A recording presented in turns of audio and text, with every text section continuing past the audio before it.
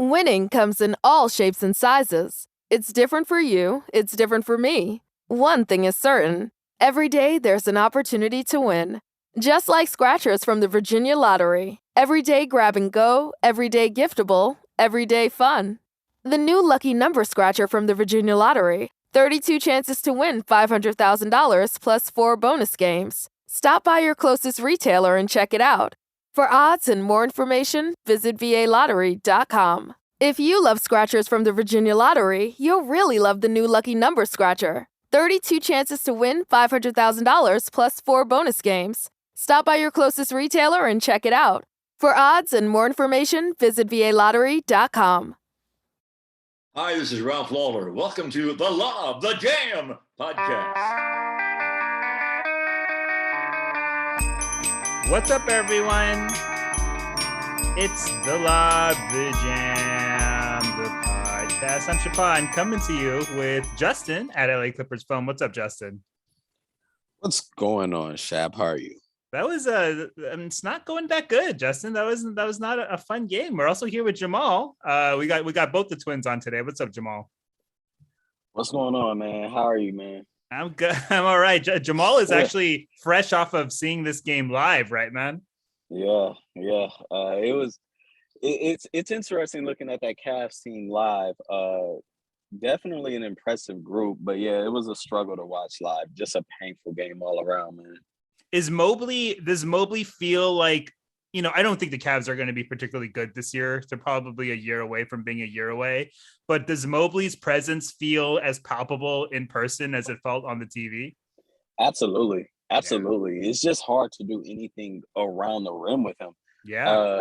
And I'm going to slightly push back. Maybe this is just like extreme recency bias, but I don't know if the Cavs will be good this year, but like, I'm not sure they're going to be a bad team. There's a lot to like there. I'm seriously, man. No, I feel you. There is a lot to like there. I thought when they got Mobley, it was a great fit for alongside their guards, and they're huge down low, and they're definitely going to be bad this year. I think they're going to be bad, but they're pieces, and that's what you like out there. Kevin Love actually played a pretty good game today too. I thought his presence was felt, even though he didn't shoot particularly well. The Clippers lost this game 92-79, scored under 80 points, and what was one of the worst offensive games I can recall from the Clippers in recent memory. It was just a huge slog of a game that could never get it going. I mean, they shot like crap from the field, 31 for 87 from the field, 9 for 41 from three. 14 turnovers, which is actually, respectable considering they turned it over like 7 times within the first like 6 minutes of the game or so, including 4 quick ones from Eric Bledsoe. I think they had 8 turnovers in the first quarter, and half of those were from Bledsoe. This was just a really gross game. I mean, we could pick apart every person that played poorly, and it was pretty much the entire team except for spurts from Reggie Jackson and Nico Batum, who both had played pretty well. All things considered, man, I 6 for 20 for Paul George out there. Just bad basketball. Jamal, we can start with you. You were at the game. How did it feel watching this team? It felt, honestly, to me, my take was, I honestly thought this before the game too. I thought it may take a minute for us to adjust to their size. And it looked like it took almost the whole first half to adjust to their size. But it honestly, towards the end of the first half, I thought we were trying to find a little groove. And we started getting some better looks. But yeah, that kind of led to like some Nico, some Reggie magic in the third, but it just wasn't anything sustainable. Yeah, the Cavs size in person is definitely something to behold. I thought Colin Sexton played harder than everybody. You could just feel his intensity all through the floor. And yeah, I know we don't have Kawhi and we were undermanned this game, but Paul George just has to be better. We're not going to win many games at all this year with Paul George struggling the way he did tonight. That he just kind of didn't give anybody else a chance to really make an imprint on the game, because it's like, he's like, I'm not gonna say he's our only guy, but like, yeah, he's the guy. We need him to be MVPG, as we've been calling him on Twitter. We need him to be the guy that he's been to start the season. And he wasn't that tonight. And on those nights, it's just going to be a struggle. You can almost look at the final point tally for the Clippers, and you just knew without even watching the game that Paul George struggled because we only scored 79 points. Yeah. Yeah, and it's just like you're not going to beat anybody with this Clipper group with Paul George struggling to that extent. So I kind of thought that was the story. That kind of doesn't even allow the Clippers to really get anything from anyone else that could like tangibly impact the game. But I thought some Reggie Jackson spurts in that third was good. He's been struggling. So it was nice to see him find a groove. Nico Batum kind of found his footing in the third a little bit as well. So those are some encouraging signs going forward. But yeah, just an ugly game all around led by Paul George. Yeah, 0 for 8 from 3 for PG today. It's just how things have changed after a few days ago after that Memphis game. Paul George looked like he was on a complete tear, only for a couple of field goal stinkers, at least these last couple of games. Justin, this game, man, I mean, it's hard to even talk about. Did if I'm not mistaken, did Eric Bledsoe go 2 for 8 tonight after going 2 for 7 on Monday night with awful defense? Is that what I saw? He was bad today. What? And he was really bad today. And I was on a bit of an Eric Bledsoe train those first couple of games because I loved what I saw from him. And boy, has he made all of us hypers looks foolish these last couple of games because he's made some poor decisions. The biggest stat, I mean, he had more than double the turnovers than he had field goals made. 5 turnovers and 2 field goals, 2 of 7, 0 for 3, including a couple of head scratching threes. You know what it is though, like early last season. I think it was like the third game of the season when allegedly we lost by like 51 points or something like that. And it felt fairly similar to this. So, I mean, these games are going to happen. You kind of just throw it out. I think we are still too early in the season to have any sort of like obviously grandiose conclusions, but one thing you can see is that this Clipper team really cannot afford for Reggie Jackson to have like a massive regression this year. Without like Terrence Mann taking a leap, and so far it doesn't look like he's going to take that massive important leap where he's like 16, 17 a game off the bench and like one of those bona fide bench scorers. Like a lot of people, he was one of the trendy picks to be like a sneaky most improved 6-man candidate.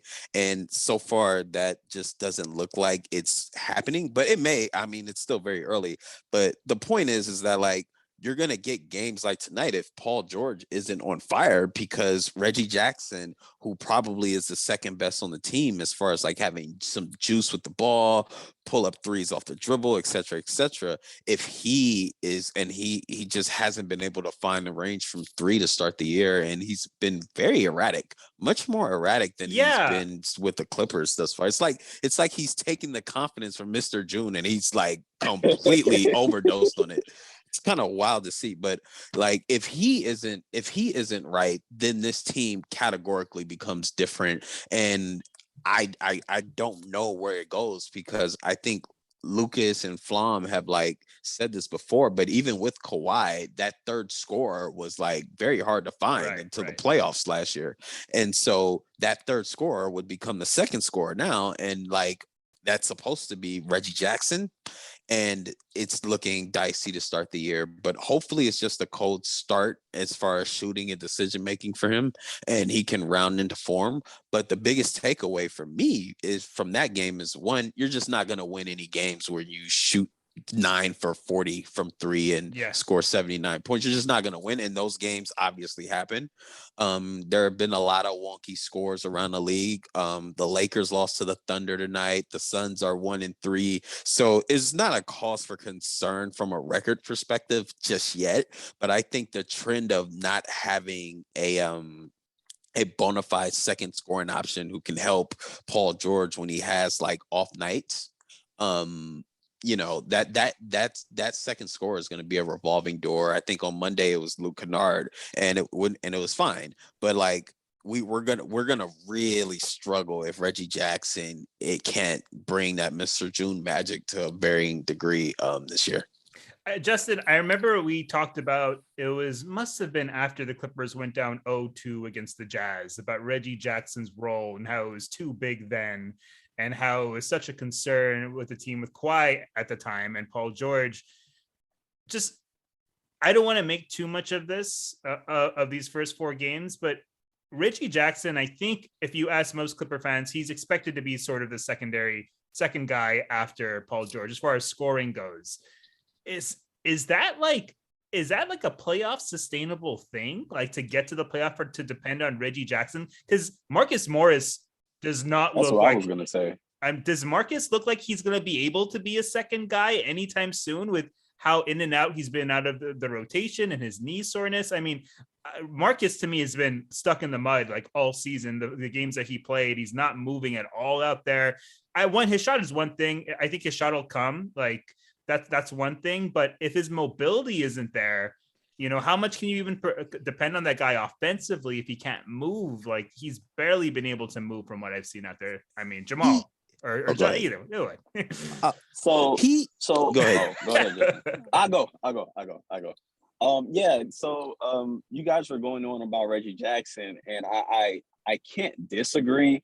However, I do think we need to remember that $64 million was paid to Marcus Morris. He is the guy that's supposed to be able, right? He's supposed to be the guy that we're supposed to be able to count on nights that Kawhi and or Paul George didn't play. And to his credit, a few nights last year, he did come through. Now he struggled in the playoffs, aside from some big games, but I remember a few games last year where either Kawhi and or Paul George didn't play, and he came through. And so I do agree with you how he just isn't mobile to start the year. And I'm glad they kind of sat him because it was obvious that he isn't right. But I do agree that Reggie Jackson is a guy that we're going to depend on because he does have some juice with the ball. But Marcus Morris is a guy that if we don't get much out of him, that's going to be that changes the season because I don't think we can replace that. You know what I mean? Like if we don't get anything from Reggie Jackson, I'm not saying Reggie Jackson is replaceable either, but that is a backcourt spot in which Luke Kennard can come in and possibly give us something. Eric Bledsoe, you hope that he can kind of at least give you more of an offensive punch. I know that's kind of a hope, but but Marcus Morris is the guy. We can't replace him. We paid him $64 million. We need Marcus Morris going forward to be that guy to give you an 18 point game here, a 20-point game here in spots. And he shot it really well last year. So if Marcus Morris isn't giving us that, man, it becomes very hard. Yeah, it's really rough. Let's take a quick break and then we'll get Justin's take after this. Winning comes in all shapes and sizes. It's different for you. It's different for me. One thing is certain. Every day there's an opportunity to win. Just like scratchers from the Virginia Lottery. Every day grab and go, every day giftable, every day fun. The new lucky number scratcher from the Virginia Lottery. 32 chances to win $500,000 plus 4 bonus games. Stop by your closest retailer and check it out. For odds and more information, visit VALottery.com. Winning comes in all shapes and sizes. It's different for you. It's different for me. One thing is certain. Every day there's an opportunity to win. Just like scratchers from the Virginia Lottery. Every day grab and go, every day giftable, every day fun. The new lucky number scratcher from the Virginia Lottery. 32 chances to win $500,000 plus 4 bonus games. Stop by your closest retailer and check it out. For odds and more information, visit VALottery.com. Your next career move could be your best. Verizon Retail is where people learn, grow, and succeed. We offer the potential to earn up to $50,000 annually and amazing benefits that start on day one.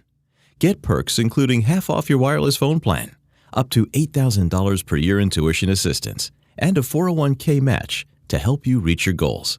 Pursue your ambitions today. Learn more and apply at verizon.com/retail careers. All right, we're back. Justin, what were you trying to say? I have no inside info on this. I just want to know what are the odds that Marcus Morris has to go under the knife for a knee issue. Oh, not for. I mean, unless he's getting unless he's getting just debris cleared from his knees, which is a kind of a minor procedure. I really doubt it. But oh my gosh, like he just. When was the last time Marcus Morris was moving? I mean, he was dealing with that knee since preseason last year. Right, exactly. Went all the way through the off season and fast forward now, and he's still dealing with it. I'm just guessing, but in any event, I agree that Marcus Morris is somebody that that becomes a source, a spot in a rotation where like if we get a hobbled Marcus Morris or someone that's like far worse than he was last year, I think that may be the straw that breaks the camel's back. And I'm not sure if we can get past like the 9th seed or something like that. Like it gets really bad. That's almost axing too much out of this roster. And you kind of see the limitations tonight where like you have no Kawhi Leonard, you have no Marcus Morris, you have no Serge Ibaka, and you're just spreading yourself a little bit like too thin, and you're axing a whole lot of Paul George every single night. And so, I at this point, we just can't afford for guys like Terrence Mann or Reggie Jackson to like take a back seat as far as like regression is concerned. So it's the Marcus Morris thing is definitely worrisome. That just makes it all the more apparent that we've got to get Reggie Jackson back in motion, get him back into that Mr. June flow. Yeah. Because right now he's kind of a train wreck with his decision making. And this is kind of is Reggie different than he's ever been? Like I know he was he made better decisions, was better at the rim in the playoffs. Clearly he had a hot stretch and he played well. Part of me kind of wonders if like from his hot shooting that he had in the playoffs where he took he's called big government for a reason because he takes bailout shots and he makes them, and bailout shots often are hard shots and he's missing those shots right now. He's clearly I think he's a gifted catch and shoot shooter. I don't care anything about the stats early. I think that's a steady part of his game, but everything else to me is like up in the air when it comes to Reggie Jackson. And I feel like a lot of Clipper fans are in a honeymoon phase with him and they need to, it's just tough because my biggest takeaway is Marcus Morris as is can't be Knicks Marcus Morris or even a middle between last year's Morris and Knicks Morris because he just can't move. And Reggie Jackson, how much can we depend on him being a steady second option? It's those are my two biggest questions. Eric Bledsoe is Eric Bledsoe. He has stretches where he seems like, the best player on the court sometimes, where he's so forceful on both ends. And then he's unsteady. And I think there needs to be just some realization he's going to be up and down a little bit. You're going to get head scratching decisions from him, but that's Eric Bledsoe. It's why we wanted John Wall like earlier instead of Bledsoe because of the decision making. But the second option thing here, it's hard to expect really consistency from either of those two big guys to be the steady second option. And then you're just looking for everybody across the floor to be better. And that's tough. It's probably my biggest question here because Marcus is my biggest takeaway right now is that Marcus being seen as a second guy already seemed like ambitious, and it seems even more ambitious with him not even playing, and we're just a few games into the season. So, oh man, it's just Jamal. I don't really know what else to say. Maybe I'm just too down off this loss. I don't think that, So no, everything you're saying is accurate. But it's early. It's early. Yeah. It is. I do want to say that the first 3 games of the season, I don't think we played particularly bad. I thought we defended very bad, but like there were some encouraging things there. So, I mean, it's early. However, the Marcus Morris thing, that has no timetable. Like, it doesn't matter how early or late in the season. If he can't move, that puts the Clippers in a real tight spot. So everything you said there was accurate. I think I'm just going to be hopeful here in terms of Reggie Jackson.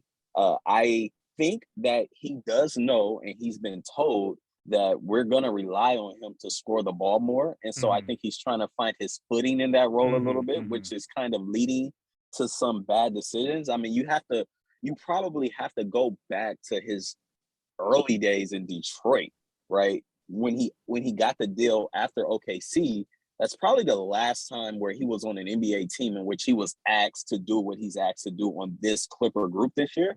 So I think he's probably readjusting to that a little bit, and he's trying to find that, that thin line between being too aggressive and then also trying to play with some composure. And I think to start the season, he struggled with that. So I'm just going to say, I'm going to put it nicely and say that. But I do see some positive signs. I know Paul George will be better than he was tonight. And that will obviously give us a better chance to win any game if he's the best version of himself. But yeah, I look at our roster and we just can't do much without certain guys giving us what we're projecting them to. And that includes Marcus Morris. That includes Reggie Jackson. I think all of us kind of expected Terrence Mann to take a bit of a jump here. I know I did. And so we're still waiting on that, and it's early. And so, yeah, a lot of this is going to be just wait and see what happens, because you can't really predict what's going to happen with this team, because there's just a lot of unpredictable parts here, Yeah, and I'm not freaking out too much about Terrence. Even Reggie, I said all that stuff about Reggie. I know Reggie has a confidence to be better than he's been, so I'm gonna give him some slack too. Luke Kennard, I'm glad he's taking shots. He shot 8 threes today. He was only 2 for 8, but the whole team was completely cold out there. Yeah. Justice Winslow looks unplayable if the ball is. My God. Yeah. He's shooting bricks at the rim, man. Those are some of the most violent misses I've seen. Like towards the end of the game against Portland, he had a few jumpers that were just like, wow, just incredible.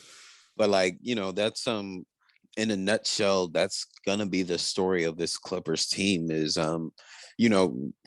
we've played 4 games so far and we've looked good when Paul George has looked incredible. And we've kind of looked meh when Paul George isn't. And so the story of this team this year is going to be, how do we perform when Paul George isn't scoring 35, 37 points and like having like 7 assists and having like a first team all NBA kind of night? Like where does the others come from? Where does the other points come from? Where does the other juice come from? And on a night like tonight, it didn't come at all. And that's that this is a result. And so every night, honestly, this is life without Kawhi Leonard, and especially life without Kawhi Leonard and Marcus Morris. That's 2 of those. That's 2 starters. This is the first team all NBA player and the best shooter in the league last year that you're missing completely. Yeah. And you know what I mean? Like, so that's life without those 2 guys. It's going to be hard for the Clippers to patch things up enough to stay afloat if Paul George isn't scoring 30 something a night. Reggie Jackson is going to have to be incredible again. And, that's unpredictable. So it's only 4 games. So we'll see. But we've got to figure it out until at least Marcus Morris gets healthy and gets back in the lineup. Jamal, let's talk about some positive things. I mean, in this early stretch of games, kudos to Cleveland, had a nice game today. Colin Sexton is legit out there. I love their guards. I like Mobley. I like Rubio a lot too. The rest of the team, I like Allen, but that's a nice team. I think Clipper fans should also give them some credit. Like their defense, their length was a problem from the very jump, and you could feel it immediately. So kudos to Cleveland. But not just positives for this game, but in general. Nico, I think has looked good out there, and he was really nice last game too when he started. What good things have you taken away from these first few games? I can start with Nico, right? So he missed the first game, but he started last game, and I don't even know how much points he scored last game. But you know how we're talking about how immobile Marcus Morris looked. To me, Nicholas Batum, since the season has started, he looked the exact opposite. Like he's putting ball pressure, he's running the floor. He looks good to me. And he did his part tonight in trying to get us going. I read on Twitter before the game that he said that, with him in the starting lineup as opposed to Marcus Morris, he feels that it's his job to bring energy, especially on the defensive side of the ball. And you can really tell that he's making a concerted effort to do that. So I thought that was great. I don't think Isaiah Hartenstein had a real impact tonight, but prior to tonight, he's been off the charts to me. Yeah. Since the preseason. I've enjoyed watching him play. And I'm glad that he's on the team because on most nights, you're going to need that backup five to be great in his role. So I love what Isaiah has been giving us. I think outside of tonight, Paul George has been exactly who you're going to need him to be if we're going to do this ambitious run this season. The first two games, he was phenomenal in terms of scoring the ball. And then against Portland, he turned in one of his better defensive efforts in a Clipper jersey. Tonight was an off night for him, but all in all, he started the season off, really good.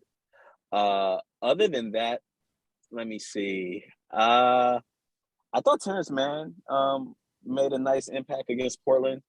I still think we're starting the backcourt too small. And I would like to see him with the starters at some point to kind of jumpstart, because we're going to need his production.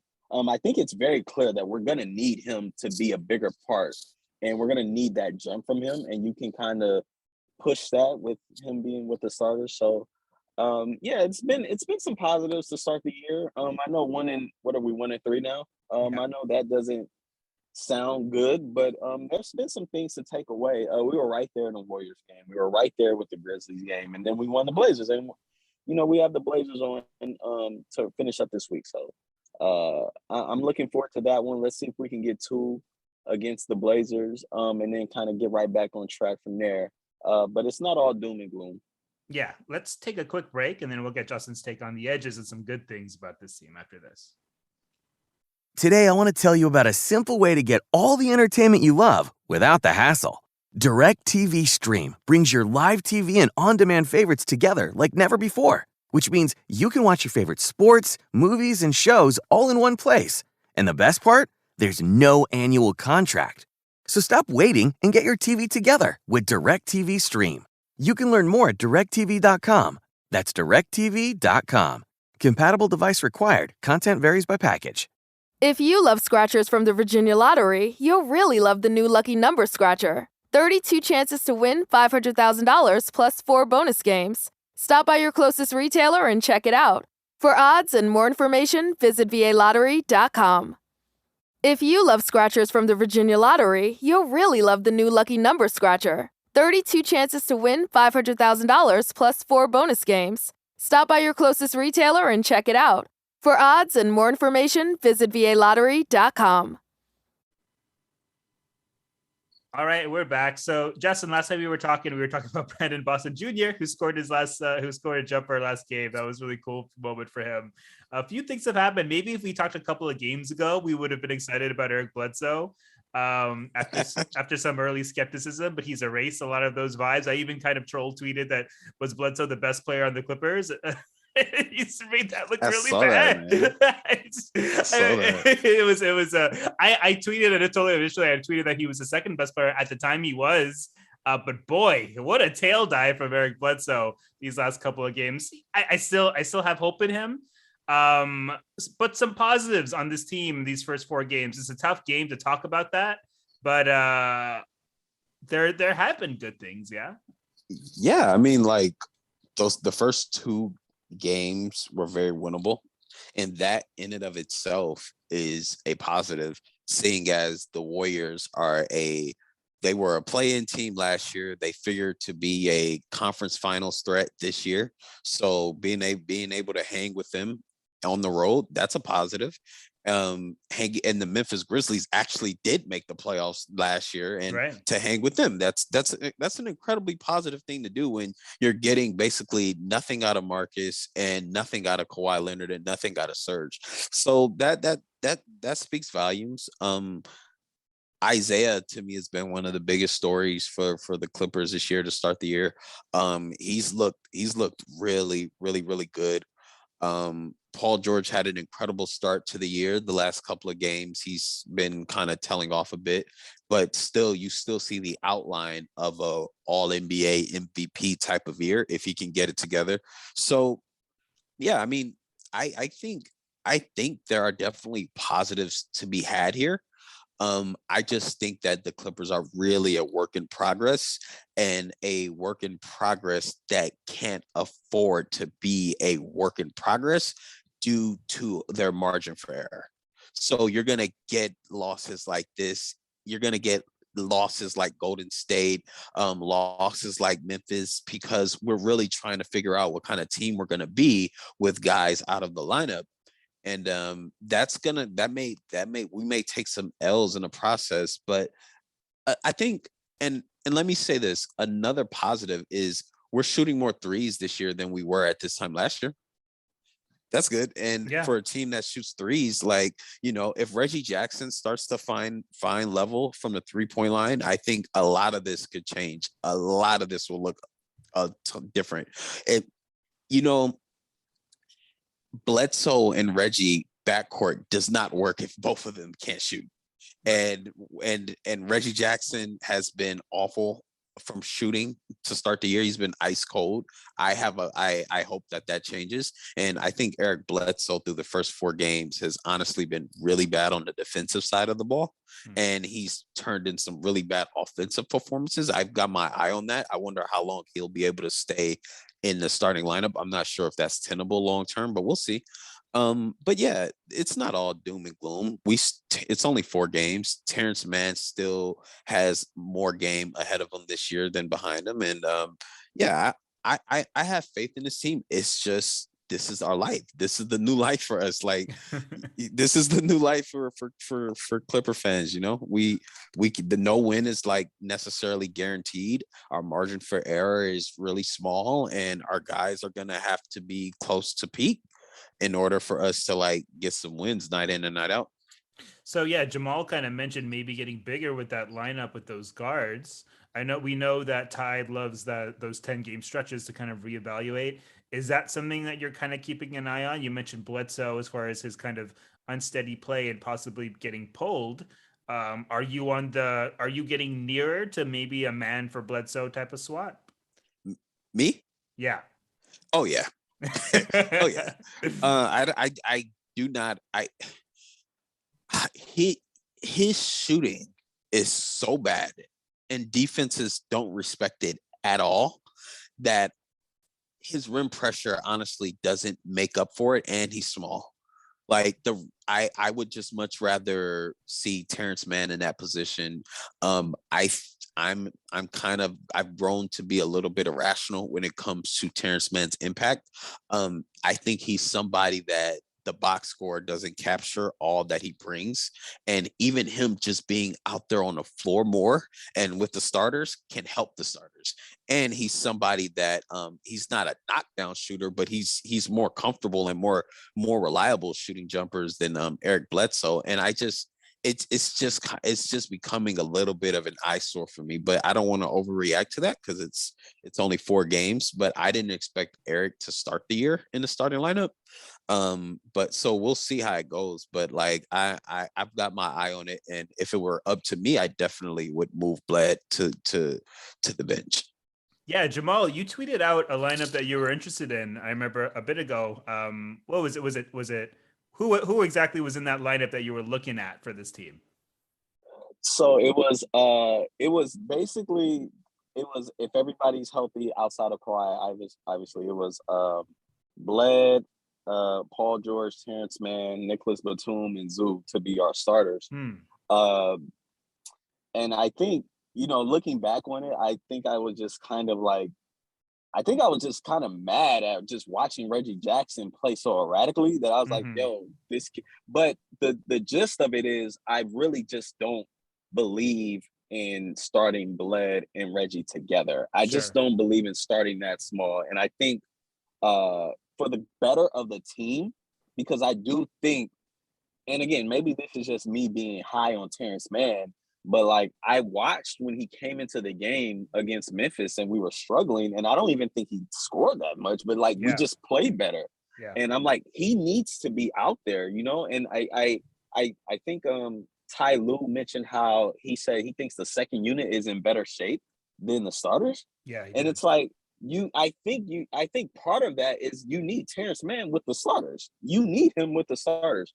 And so I think you're just gonna have to break up that Bled and Reggie backcourt at some point, especially if both of them are gonna struggle with shooting and decision making. And then both of them haven't even been like quality defenders. It's just, I don't know. I didn't expect both of them to start the year. But I was like, let's see. Let's see. I do remember last season Ty Lue liked to give it 10 games and then he switched to starters. Yeah.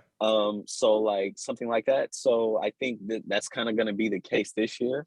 But I think that's probably the first change that's going to happen is that backcourt is going to have to change. And you're just going to have to make a decision between one or the other. And I trust Reggie Jackson's shooting to return more than I trust Bledsoe to be a reliable threat from the outside. Reggie's honestly a little bit bigger. And so, yeah, I would change that. And I would have Reggie, Paul George, Terrence Mann, Nico, and Zoo to be our starters going forward. But we'll see. It's only 4 games. Yeah, it's still early. Let's take one more quick break, and then let's look ahead to the schedule that's coming up after this. Winning comes in all shapes and sizes. It's different for you, it's different for me. One thing is certain. Every day there's an opportunity to win. Just like scratchers from the Virginia Lottery. Every day grab and go, every day giftable, every day fun. The new lucky number scratcher from the Virginia Lottery. 32 chances to win $500,000 plus 4 bonus games. Stop by your closest retailer and check it out. For odds and more information, visit VALottery.com. Winning comes in all shapes and sizes. It's different for you, it's different for me. One thing is certain. Every day there's an opportunity to win. Just like scratchers from the Virginia Lottery. Every day grab and go, every day giftable, every day fun. The new lucky number scratcher from the Virginia Lottery. 32 chances to win $500,000 plus 4 bonus games. Stop by your closest retailer and check it out. For odds and more information, visit VALottery.com. If you love scratchers from the Virginia Lottery, you'll really love the new lucky number scratcher. 32 chances to win $500,000 plus 4 bonus games. Stop by your closest retailer and check it out. For odds and more information, visit VALottery.com. All right, and we're back. So we talked a little bit about this game, and now we're gonna burn it and never think about it ever again for the rest of our lives. Looking forward, we do have the Blazers, who were the one team that we were able to beat a few days ago, in a game where they shot, pretty much. They probably went through something similar to what the Clippers went through. They shot terribly, looked awful out there. And you're assuming that they're going to come ready at home. Dame Lillard has had some infamous struggles against the Clippers over the past few years. I'm guessing he's going to be pretty aggressive in that game. And it's going to be a home game for them. After that, we're going to be welcoming Shea back on Monday. Look ahead to these games a little bit, you guys. Jamal, we can start with you. How are you feeling about that Blazers game? Is that Blazer game making you nervous? It's making me a little nervous. Yeah. Damian Lillard, you hinted at how much he struggled against the Clippers, and on one hand, it's valid. He just doesn't do well against the Clippers. On the other hand, that just sounds like he's due, right? Yeah. And like he's due. They're gonna be at home. And that's all we need is for Damian Lillard to catch fire. I'm one of those guys that believes in today's NBA, no game is easy. So I do believe that these were all winnable games, and the fact that we started out 1-4 isn't the end of the world, but it's not the most encouraging thing when you're losing to the Cavaliers at home. I think we've already lost two games at home. So to start, it hasn't been encouraging, but it's not the end of the world. And looking forward, I don't want to say any game at this part of the season is a must win, but man, like you don't want to drop that OKC game. And, the Blazers, we're on the road, but that's a winnable game. That's a winnable game. And we can see if we can keep Dame Corrado a little bit and keep him struggling. And if we do, I like our chances. I think Paul George returns to form on what is Friday? Friday. The game's Friday? Yeah. We'll see if Paul George returns to form. I think he does. And we'll see if we can continue to keep Dame under wraps. But again, he's a phenomenal player. And you just don't see players of his caliber struggle that much, that often without having a breakthrough. So we'll see. Hopefully we keep him under wraps, though.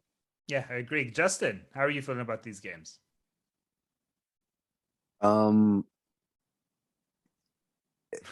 Dicey. The OKC one is like, you better win that one, Right. or DEFCON 2. OKC just beat the Lakers today, but no LeBron James. Damian Lillard was 6 for 22 tonight against Portland. Oh wow. Right. Like he is dying to have a breakout game. And they just lost by like 1 billion points to the Clippers earlier in the same week. So you just know that at home against a team that he just got beat by, that's a scary game, man.